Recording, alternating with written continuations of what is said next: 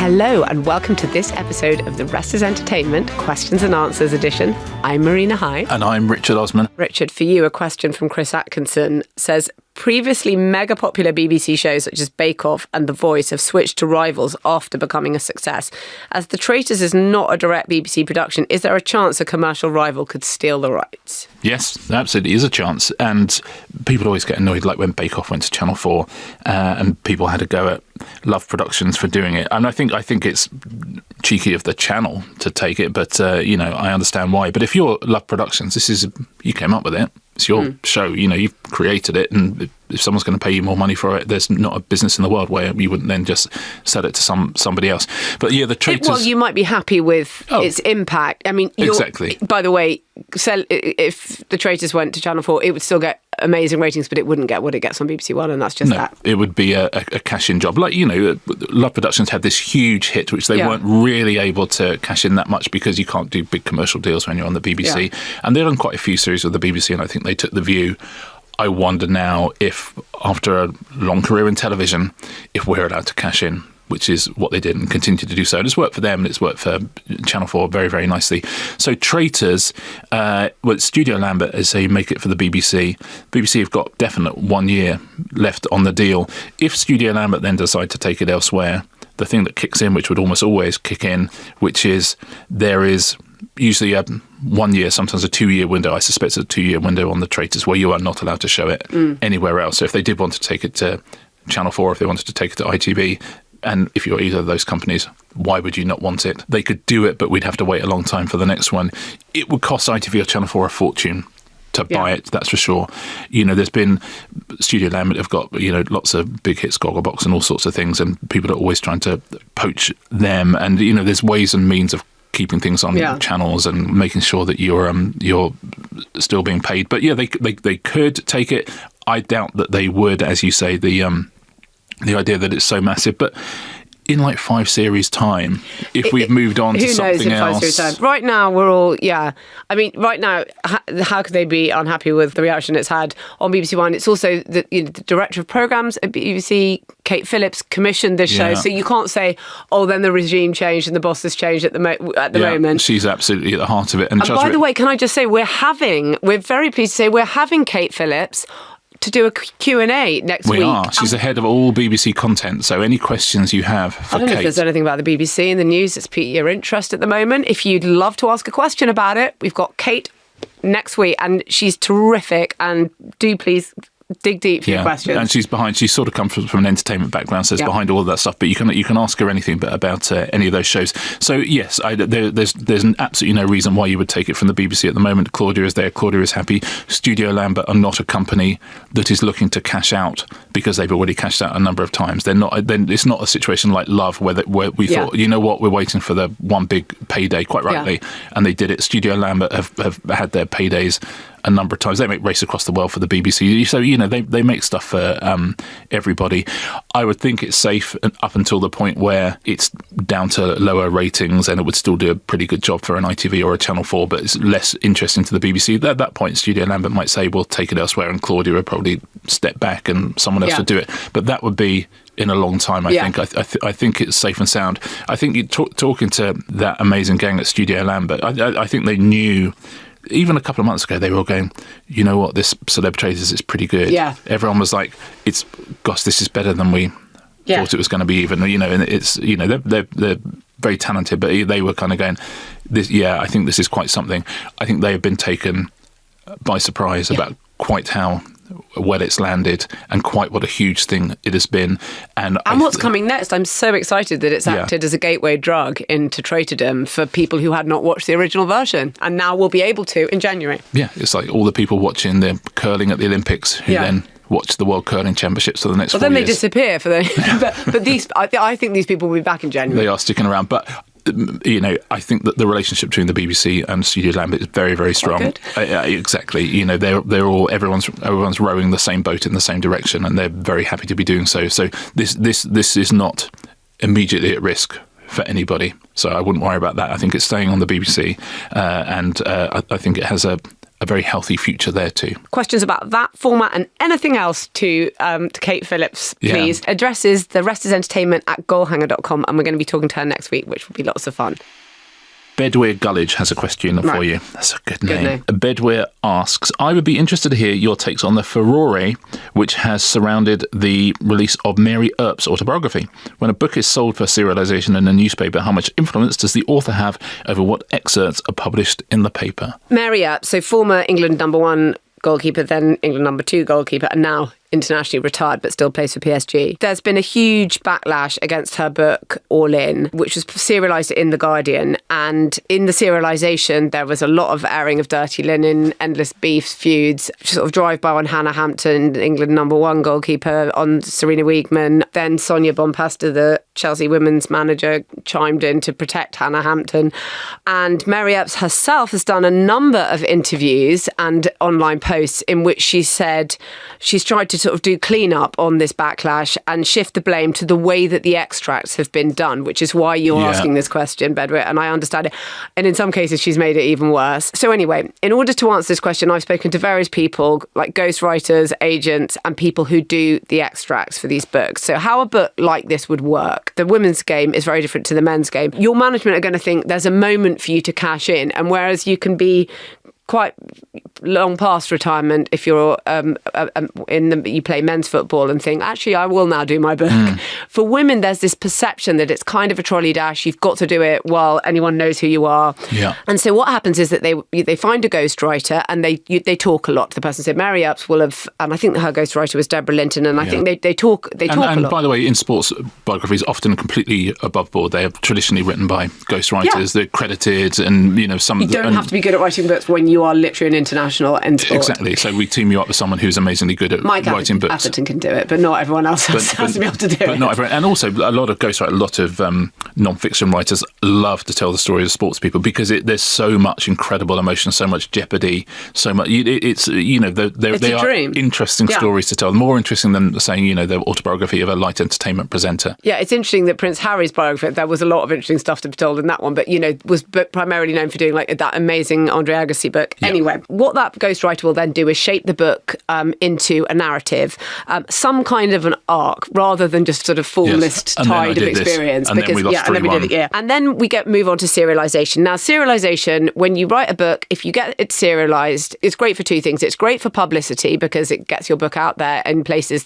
so that people know it's happening, and you also get money. You're paid for that, so that comes back against your advance or whatever it is. So you'll be pleased with that. Now, The Guardian was a good place for Mary Earps' book to be serialised because there's a lot of women's football coverage. There's no paywall, so it's a really great place for your book to be out there. Okay. Now, in the old days, what happened? And still really to this day, when you're doing a contract to serialise a book, you buy a certain number of words, but you've bought the book and you can basically take what you like. And you've bought lock, stock and barrel, and you'll say, okay, we're doing a 6,000 word serialisation or whatever it is, but you're allowed to take pretty much whichever any 6, of the 6,000 you like. You can't just take individual words and then put them together. No, in a different order. That, I believe, would be transgressive. You can't do it, And of course, the way this has always worked is that they pick the most sensational or the funny or the dramatic bits. But that's not just what they do, and we'll come and the most newsworthy bits, presumably. The bits bits but that are going to... There's a headline. That other people are going to think, I've got to mention that. When you're doing the ghostwriting, the book, it goes without saying that Mary Earps signed off... Yep. on every single thing in that book. She told those stories. She told those stories, and she would have been shown the manuscript at the end. Say, is there anything here you don't like? Okay. I bet some people don't read it. Yeah. Well, I bet some people are going, it's fine. I said it all, so I'm sure it's, And anything I said is okay, but I do have time to read my own book. Like some of the forms I sign. Yes. Can you remember, when was the last time you ever read a form? Yeah. I mean, a long time ago, right? Yes.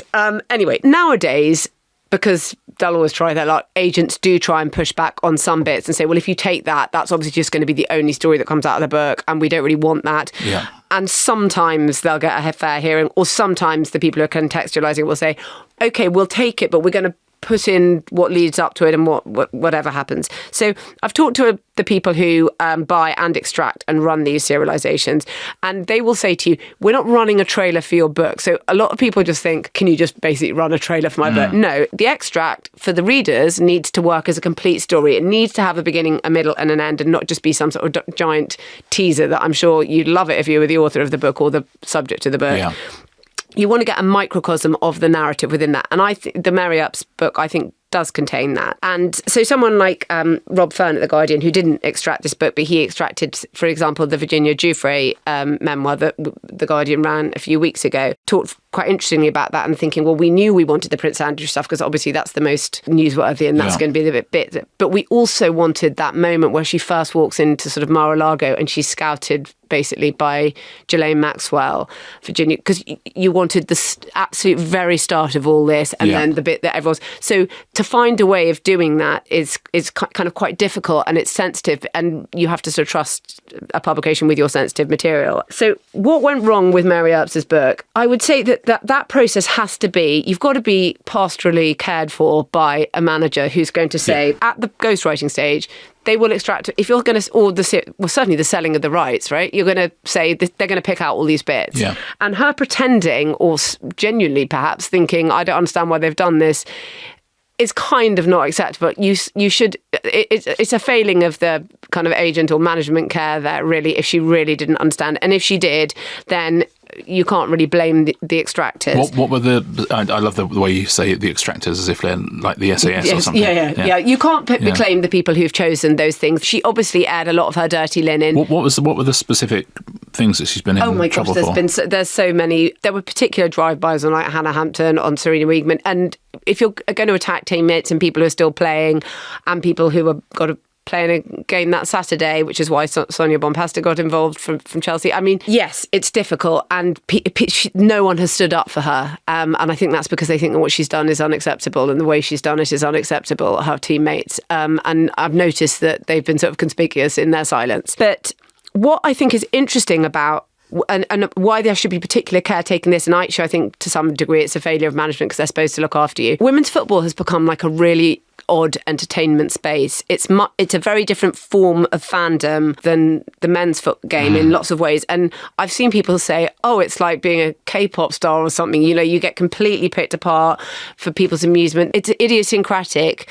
It can be toxic in a different way to the men's. And I think that not understanding all of that, or her not having been made aware of it, and then to say to her, you maybe ought to stop making it worse by all of just going on saying, oh, this is to do with the way my book's been extracted. I don't think that's fair in this case, and I think the extract was done fairly, but maybe she didn't understand what serialisation rights mean, which is that they pick off these bits and everyone will cover them. It's interesting. So it's good for The Guardian to have these extracts for sure. It is good for the publisher to have these extracts for sure, because as you say, it's one of the key drivers of early sales, certainly, is if you can get it serialised, even these days, because there was a period where serialisation was not important because newspapers had really declined and the internet hadn't quite caught up. But now it sort of doesn't matter where it's been serialised because that story is everywhere. Yeah, it's literally because everybody scrapes it and puts it on their own site. Exactly. So if you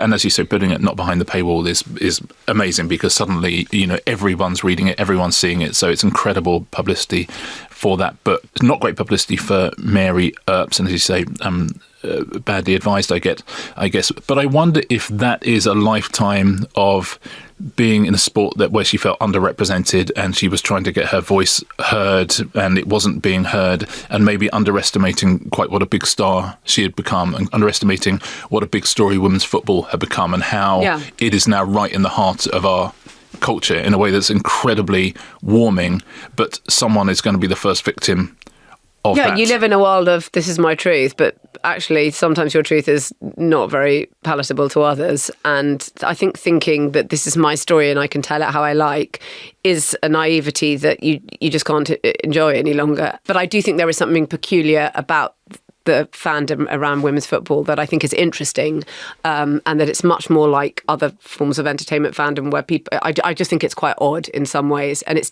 definitely different to the men's game, although as we see here can be just as toxic. Well, if it was the men's game, you'd immediately be signed up for TalkSport Breakfast as a guest host. You think, this is amazing, this person, isn't it? It's hard with footballers, and you can see when they've immediately retired, they're quite uncomfortable having a go at colleagues. It takes them a couple of years before they can really start taking the gloves off. Taking the gloves off. That's what I would have called it. That's what she should have called it, Mary Earps, taking the gloves off. Oh my God. Gloves Off is an unbelievably great title for this autumn. What's it called? It's called All In. Yeah, it should have been called All Gloves In? Off. Yeah, I know. That's like I've just let them all in. That's a terrible name for a goalkeeper. Gloves Off, is there time? Can we pulp it? Well, I mean, I'm sure you'd delight many of her teammates, former teammates. Do you think there are any boxing autobiographies called Gloves Off? There must be, come on. I'm going to look it up. Yeah, looking it up, Tyson Fury, Gloves Off. I knew it was good. So I guess Mary Earps couldn't have had gloves off. Gloves on. One glove on, one glove off. That's what I call it, the Mary Earps story. The kind of subtitle of her book is Learning to be Unapologetically Me. Yeah, I think maybe, and now you're having to learn to be apologetically you. I have to warn you that the My Truth genre is on borrowed time. One glove on, one glove off. Should we do some adverts? Let's do that. This episode is brought to you by Sky and Sky's new original film Nuremberg in cinemas Friday the 14th of November. Now, the trials in Nuremberg weren't just a courtroom drama. They're also the story of how Allied forces shaped the reality of international justice for generations to come. At the centre of this story is a battle of the minds between Lieutenant Colonel Douglas Kelly, an American psychiatrist played by Rami Malek, and his most infamous and formidable patient, Hitler's second-in-command, Hermann Goering, portrayed by Russell Crowe. And Russell Crowe shows Goering as a calculated performer, playing to the gallery at all opportunities, turning every encounter into a contest of psychology and ideology. 2 Academy Award winners, 1 courtroom stage, directed by James Vanderbilt. Nuremberg's star-studded cast includes Leo Woodall, John Slattery, Richard E. Grant, Michael Shannon and Mark O'Brien. And 80 years on, the legacy of the Nuremberg trials remain unshakable. The trial that defined modern justice in many, many ways. A story of taking phenomenal risks in the pursuit of truth and justice. Watch Sky Original Nuremberg, only in cinemas, Friday the 14th of November. Question to you, Marina, from Al Jones, or possibly AI Jones. Let's take a look at how he phrases it, and we'll make our mind up. You have asked a question about Fortnite IP. Is this correct? I think it's AI Jones. No. Al says, I'm curious about how collaborations with major IPs work in games like Fortnite. When a popular franchise, e.g. Simpsons, appears in the game, does Fortnite typically pay for the rights to use that IP, or do the IP owners pay to have their brand featured on such a high visibility platform? That's a good question. The answer is that it can work in either of those ways, and actually sometimes also both at once in the form of sort of mutual partnerships. But Fortnite's made by Epic, and for people who don't play it or haven't seen it, it's a game, but there are, for limited time periods, other IP, intellectual property, appears in the form of skins. This is like a way you can look, as your avatar can look. Themed weapons, maps, like little mini games that come off the main game, new bosses to fight. It's kind of like a metaverse where everything gets chucked in. So you can have, it's quite hard to explain it. I mean, 15 years ago, it'd be like, I'm sorry, I don't know what you're talking about, and you probably still feel like that way now. But it's, as I say, it's a bit like a metaverse where everything gets chucked in, and you can have memes and pop stars and movie characters and fashion brands. You can play as Mary Earps. Yeah, you could play as Mary Earps. One glove on, one glove off. Yes, you could, exactly. That's the skin. And like a sweet little anime character who's now given a machine gun because they're in Fortnite, and so that's what can happen in Fortnite, even though it wouldn't happen in the game that you came from. So if it's somebody else's IP, Epic would usually pay a licensing fee to them. So like Disney's, like Star Wars does various things with them.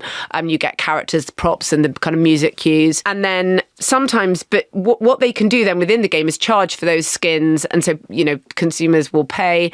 And so they're a way of making money. Anime things like My Hero Academia or whatever. But if you've got Simpsons skins, for example, there is money to be raised from that, and that money is going somewhere. Yeah. If someone is promoting something, so they then they will usually pay Epic. So say Nike have marketed Air Jordans via the game, which is quite a simple one to explain. But there's lots of different kinds of marketing and advertising. And then sometimes you have a revenue share model where like lots of people have done concerts like Ariana Grande, Travis Scott, like Metallica. They've done these virtual concerts. The NFL have had some very, very successful kind of mutual partnership. And sometimes even other games publishers or games themselves, like Halo, will do a crossover. And again, that's a marketing thing.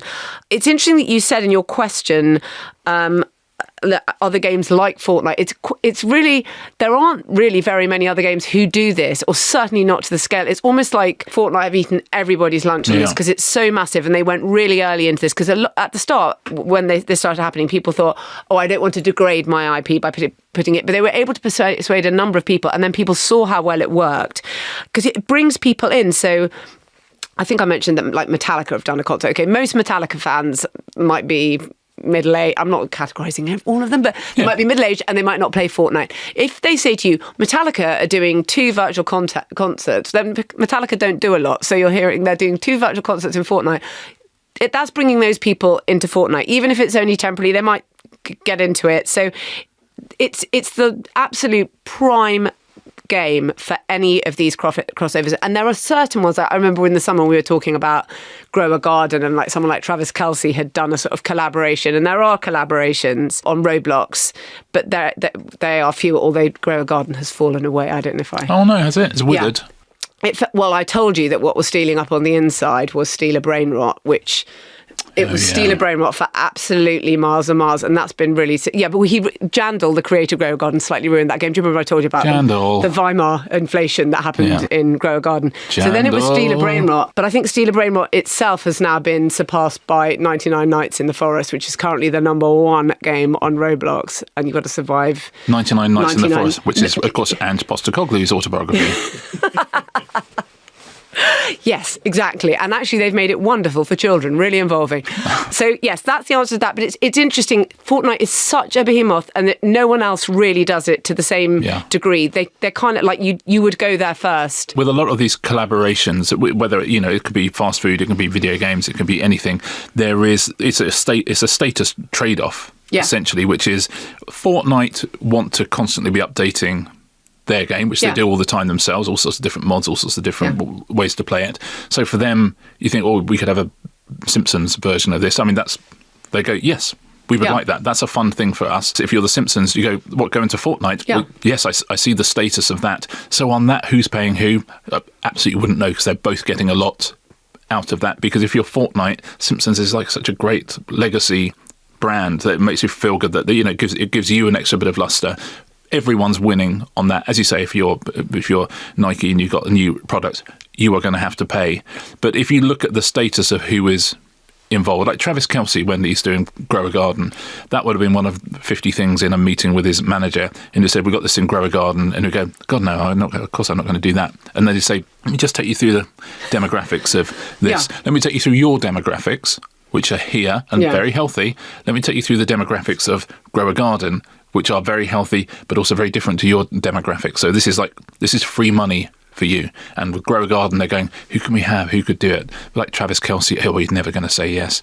And so again, with that, no one's having to pay anyone because everyone's making money. So there's some things which are pure advertising. So if it was, for example, a very specific Simpsons movie thing, then there might be money changing hands. But if there's 2 bits of media that have their own fandom and have quite a substantial fandom, then the joining together is very, very clearly understood these days that brands tend to multiply each other rather than divide each other. And so people are very, very happy to be in different fields, and for everyone to, the collaborations you see between the wildest companies these days, because they recognise that it works for everyone. Yes. But Fortnite is head, shoulders, and I think full torso above all the others in terms of this. Now, a question for you, Richard, from Emma Withell, who says, having recently become slightly obsessed with the new musical production of Paddington the musical, I can't stop thinking about Paddington's costume and how all the elements come together to work so convincingly. Can you explain what goes into making Paddington move, speak and sing so expressively when there are so many components at work? Yes, particularly if you're doing a stage show, because there is no CGI or anything like that. So it's a real thing on the stage. So this is I think it's in previews at the moment at the Savoy Theatre. I'm very happy to answer this question because I'll answer anything which is McFly adjacent, and the songs in this have been written by Tom Fletcher from McFly. So it's got Paddington, it's got Tom Fletcher from McFly. What could possibly go wrong? So Tara Zafar is the person who designed Paddington Bear for the stage. She's been working on this since about 2019. She was the head of makeup at the 2012 Olympic ceremony, and she made the PG Tips monkey. So, come on. I mean, has anyone had a better career than that? That's incredible. I would like to know. Yeah. Well, okay. Well done, Tara. Carry on. So Neil Scanlon approached her. He was one of the chief creature makers on Star Wars and said, look, we've got to do Paddington. It's going to be live. How do we put this together? So she's been working on it a long time. She said the first thing we thought is we started off thinking what we didn't want. Most importantly, we didn't want him to be surrounded by loads of puppeteers. Yeah. Okay, so not like, like Warhorse or something like that. Which is amazing, but incredible. is a different Very vibe. different vibe. We wanted audience to see the little bear all by himself, vulnerable, in the middle of the stage. So what they've ended up with, there is an actor, Artie Shah, and Artie she's 4 feet tall. Artie, she's in a bear costume. She's in a bear suit for the onstage bear presence.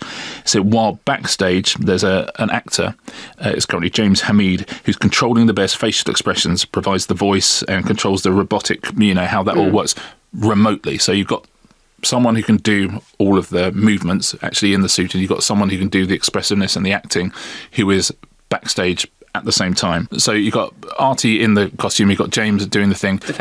The face. Tara says that there is an awful lot more to it, which she won't give away because she does want it to be magical, and quite rightly, because what's more magical than going to see Paddington, the musical, and seeing Paddington for real? And like what she does say is that Artie, who's in this bear costume, she trained for it by sitting in a sauna fully clothed for a week. It's a very physical performance. She's super professional. The bear suit is quite hot. It's made out of sustainable wool. But that's still wool, right? Yeah. And said she also assures us that no bears were harmed in any of this process. That's a training montage, isn't it? Just sitting in the sauna, ready to just get with more and more clothes on.